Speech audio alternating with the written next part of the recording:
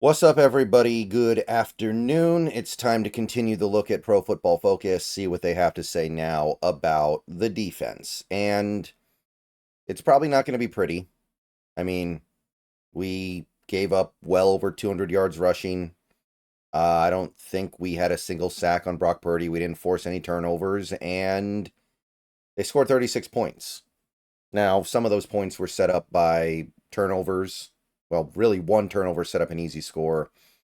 And then we had the fumble on the kick return. But you can't say the defense played well. So let's get right into it here. Again, keeping in mind, we're not here to suggest that PFF is right about everything or that they're wrong about everything. The truth lies somewhere in the middle, as it always does. So let's just start with the overall grades here. And I see two big problems right off the bat. Two of our top three players were players that played less than 10 snaps. One of them was Kobe Bryant, who played 8 snaps, highest rated defensive player by far.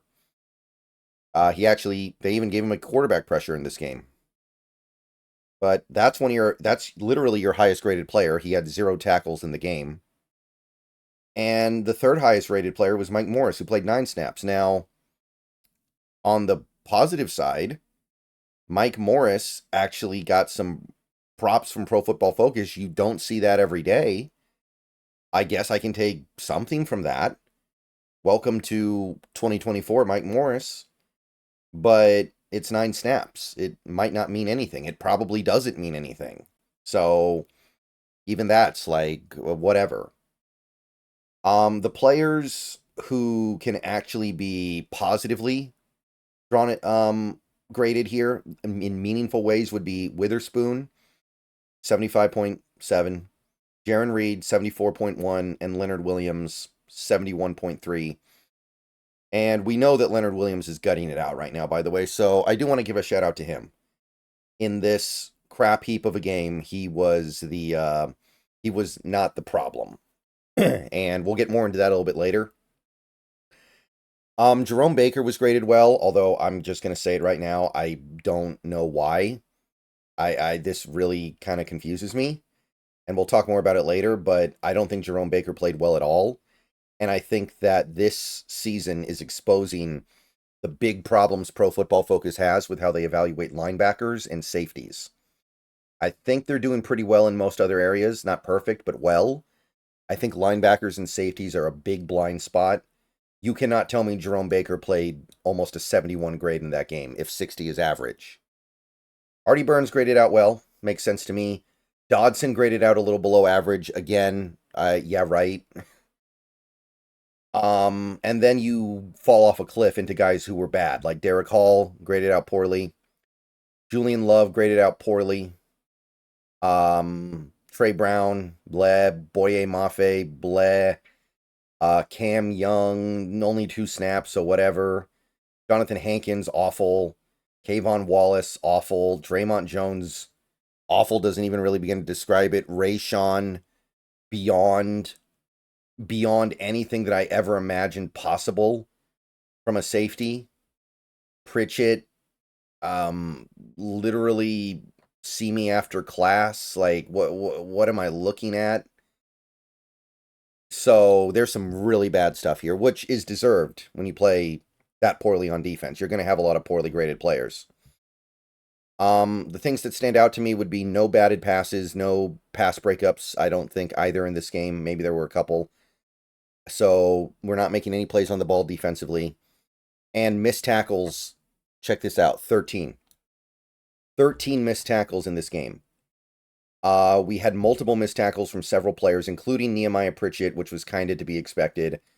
Boye Mafe, which could be attributed to his injury, potentially. I don't know. Jerome Baker, by the way, he only had, 6 or so tackles on the game. So, yeah, miss me with that 71 grade crap. Witherspoon had 1, Leonard Williams had 1, Burns had 1, Trey Brown had 1, Hankins, Wallace, and Rayshawn had 1. So it adds up, man. It adds up. That is, how many yards worth of missed tackles did we have in that game? How many yards did we give up just on the back of an inability to tackle? And I'm not saying you make every tackle. You're going to miss some. But You can't be missing 13 tackles in a full game. The Niners didn't even run like 100 plays or anything. They ran a relatively normal number of plays, right? Within the margin for understandable error, right? Okay, so that's it for the overall grades and the tackling stuff. I want to look at the run defense page here real quick. So here's what I'm struggling with here. So Jerome Baker is well graded partially on the strength of a pretty decent run defense grade, 66.9. They gave him 1 stop in this game. And remember, a stop is a tackle in this context on a running play where the offense does not gain significant yardage on the down and distance situation. 1, he's an inside linebacker playing an offense that ran the ball 32 times when he was on the field, and he had 1 stop. He had a miss in run defense trying to tackle, and he also had a miss, I think, in coverage. So in what universe? Well, how is this a good grade? He's not a cornerback. He's not a safety. 1 stop?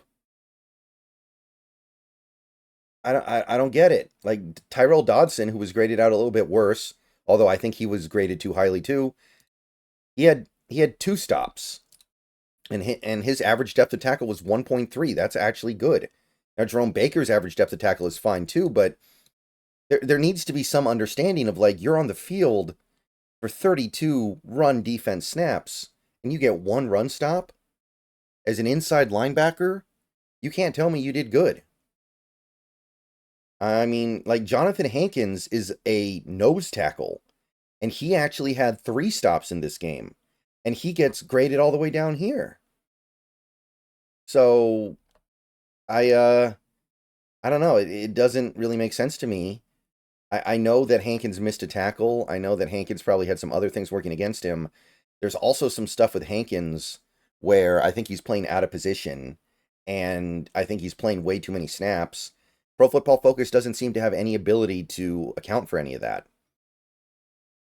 So anyway, the only guys with 3 or more run stops in this game were Love, who was actually graded out pretty well for his run defense, and Hankins, who wasn't.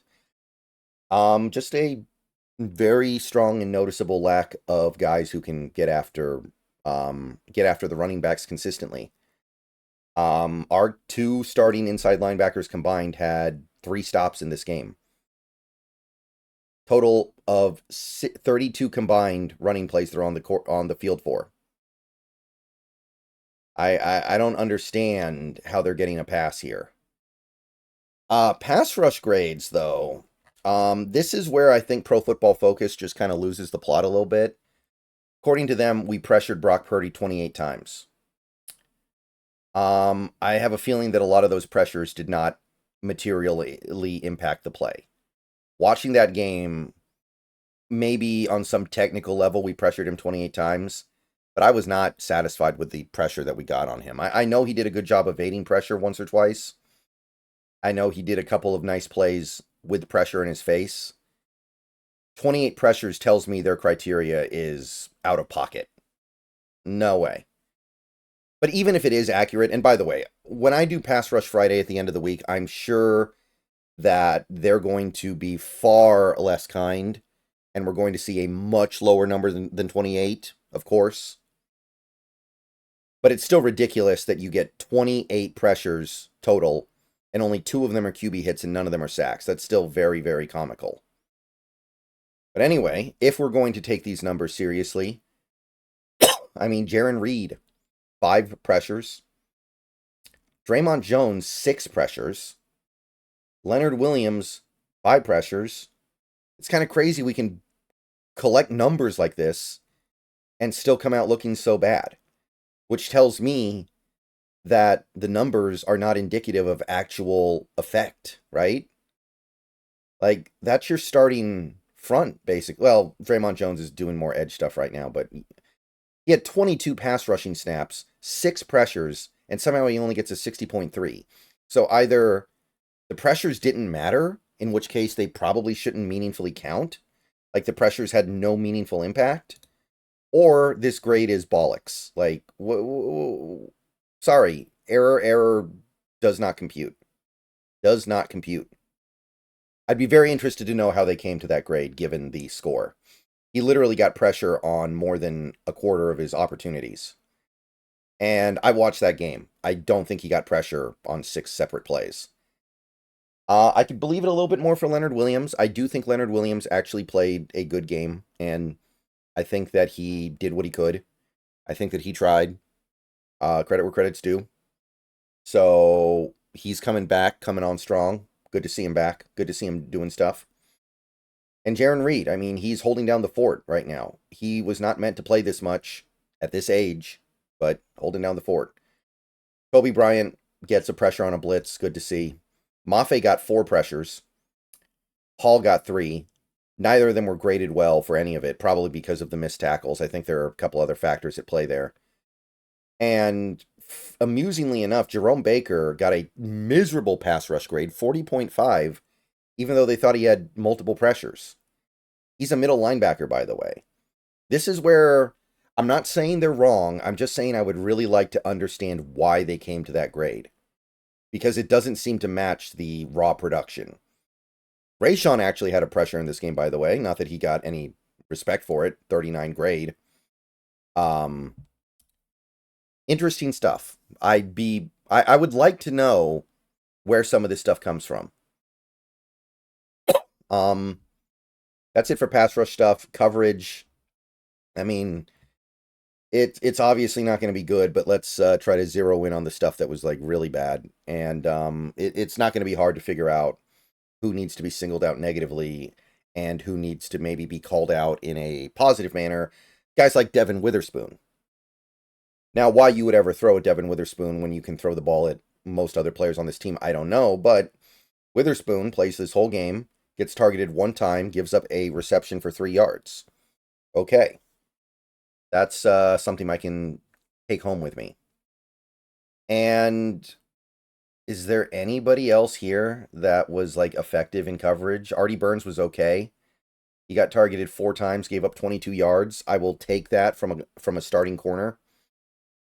I know he played some slot. I don't know how much in this game, but 4 targets, 22 yards. Okay. And he did actually make a play on the ball. One of the few plays we had on the ball in this game. Other than that, man, like Jerome Baker, 5 targets, 39 yards. Tyrell Dodson, 2 targets, 19 yards. It's not horrible in and of itself, but it's not effective. Trey Brown only gives up 1 catch, 16 yards, 2 targets, though, so it's not like it was some tremendous shutdown job. It was just he didn't get targeted a lot. Tavon Wallace didn't give up anything, I guess. Cool. Which makes it very funny, by the way, that he had a terrible coverage grade despite not allowing anything. Like, again, I'm not saying you're wrong, PFF. I just would like to know how you got there. Julian Love gets completely destroyed in coverage. 5 targets, 3 catches, 93 yards. Most of it was, of course, the Debo play. But he gave up a second touchdown in this game beyond the Debo play, so it's not just that. Pritchett, another interesting one, maybe because of the penalty. A 40.7, even though he was targeted twice and allowed no catches. Again, what's up? And Rayshawn with the absolute stinker. 5 targets, 5 catches, 63 yards, and a touchdown. Can't do much worse than that, especially as a safety. Amusingly, our worst graded player in coverage by far was Mafe, who did not get targeted once, which, I don't know, maybe he pulled his pants down on one of those coverage snaps and they just didn't target him, but, I mean, if I saw a player pull his pants down, I'd give him a really bad grade too, even if he didn't get targeted. I don't know. Okay, special teams, just real quick. D. Williams, highest graded special teams player, which, no comment. Jamie Sheriff gets a really nice special teams grade, though. That I can buy. That I could see. Morris, Bobo, Russell, a lot of the usual suspects here. Chenault manages like a barely above average grade, even though he had a kick return touchdown. Fumbles are that costly. Dixon doing a pretty good job punting still. Some of the worst grades, Artie Burns, Tyrese Knight, Chris Stoll, Kenny McIntosh. I don't know if I can find much to read into here. Artie Burns, obviously, because of the penalty, right? All right. That's it for this week. I'll see you guys later. Go Hawks.